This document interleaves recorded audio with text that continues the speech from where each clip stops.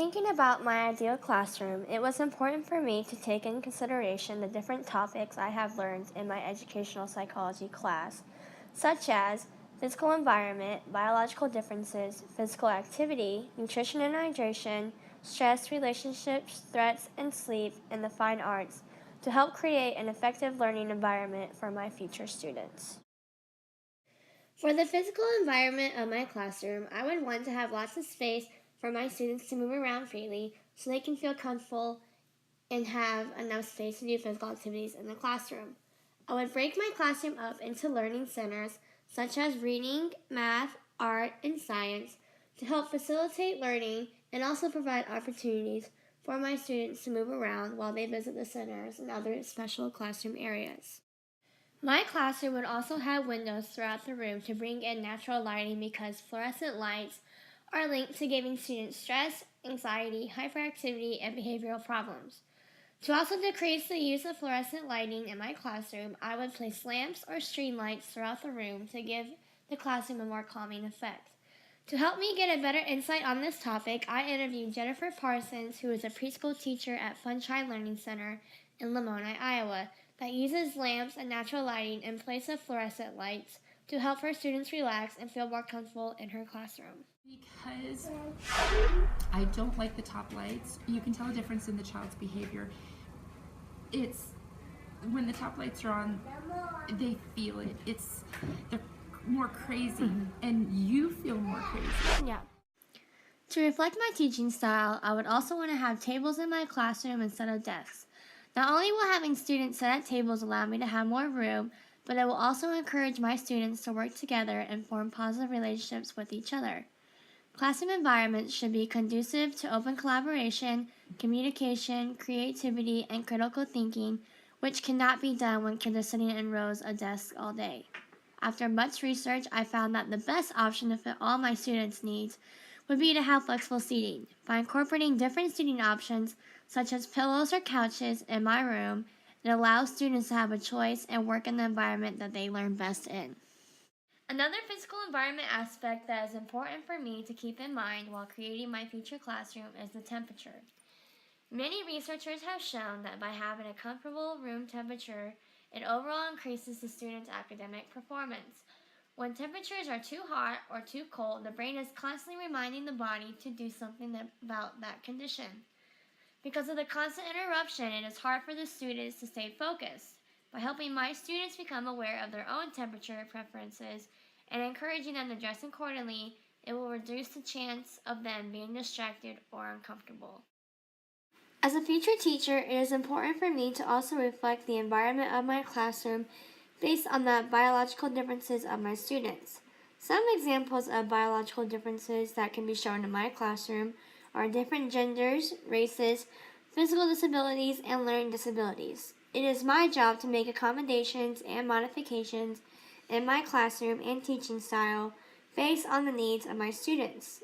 For instance, if I have a child who is hard of hearing, I would need to place them at the front of the classroom away from sounds outside of the classroom so they can hear better or read my lips easier. I also could have the student wear a headset that is connected to a microphone so they can hear me better as I teach or give directions. As stated previously, I would want my classroom to have lots of space for my students to do physical activities. Studies suggest that regular physical activity supports healthy child development by improving memory, concentration, and positive outlook. One activity that is a good way to get students moving is kid yoga or cross-lateral stretching. There is countless research that proves that students need adequate amounts of physical activity throughout the school day. Not only do they prevent obesity and obesity-related issues, but they perform better academically. I also want my students to have enough recess time because allowing them to have a break helps increase focus, reduces stress, and generate social skills. During my interview with Jennifer Parsons, she told me the different ways she incorporates physical activity throughout her students' day. At least half hour to 45 minutes of either going outside. If it's outside, we try to do an hour because it's harder for them to come back in if we don't give them a little bit more time. If we can't go outside, then we'll go in the hallway and do stuff out there. The scooters, playing ball. We also do music and movement. And I have a large motor area anyway with the bouncy balls and everything. So it just depends on the child, because if they go into large motor, then they get more than that, half hour, 45 minutes. Another aspect that I want to consider while creating my ideal classroom is nutrition and hydration. I think it would be a good addition to put a healthy snack bar in my classroom that has fruits, nuts, and other foods, because there are many instances where students are not getting the right amount of nutrients that they need at home. Also, students might be just feeling hungry throughout the day, and by allowing them to eat snacks, it gives them energy and helps them focus. By also incorporating a water fountain in my classroom, it will not only give my students access to water, but it will also keep them hydrated and promote them to get up and move around. In my classroom, I also want to incorporate the arts in my everyday activities. Having access to the arts allows students to let their creativity flow. It can also benefit their academic success on other subjects.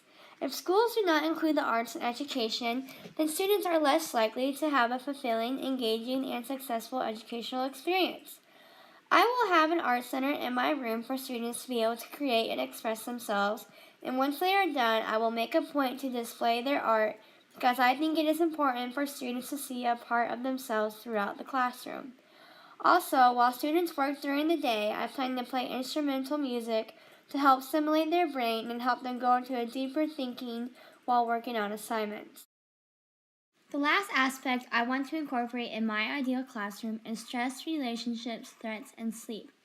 Many young students experience stress from academics, not having enough sleep, having full schedules, and having poor eating habits. To help students talk about their problems, I would place a worry drop box in my classroom, which allows them to drop a written concern in the box as they enter the room. Research shows that writing out concerns and worries frees up the working memory and relieves anxiety. As a future teacher, I believe that it is very important to have positive relationships with my students and their parents. I will create a relationship with my students by greeting them at the door every morning and talking briefly to each and every one of them. I can create a positive relationship with the parents of my students by communicating with them and inviting them to volunteer in my classroom. I recently had a conversation with Heather Neal, who is also a teacher at Funshine Learning Center, who has experience working with children from 1 to 8 years old. Forming a relationship with the parents right off of the beginning, I feel like is important because they're trusting us with their children. And so I feel like when you communicate well with them and you're open and honest and you're also welcoming communication back from them, questions, it just creates a warm family environment. A good way that I can help my students create positive relationships with each other, as well as help with their self-confidence and esteem, is by doing an activity called the Power of Positives. I was able to talk to Heather Neal about how she initiates the Power of Positives in her classroom and how it helps her students feel better about themselves and the people around them. We started the Power of Positives with our school age after school program, and I just felt like it's something really important for kids to recognize positives within themselves and others. I didn't know how the kids were gonna react or take to it, but they seemed to have a really good response, and they actually remind me to do it when we haven't done it. Power of Positives, basically I start and I pick one student that I say something positive about, whether it's through their day or something that I notice that they do just on a daily basis. And I say one positive thing about them, like he's a really good listener, he's very respectful, or he was very helpful yesterday. When I say one positive about them, then they get to choose somebody else throughout the group and say something positive or nice about that other child. We do it until everybody has a turn, and it seems that everybody really, really enjoys doing it. It makes them feel good.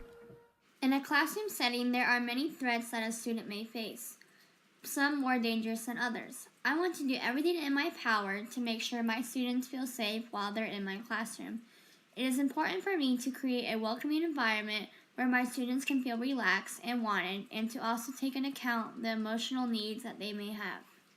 Overall, lack of sleep can ultimately affect a student's academic performance, behavior, and health.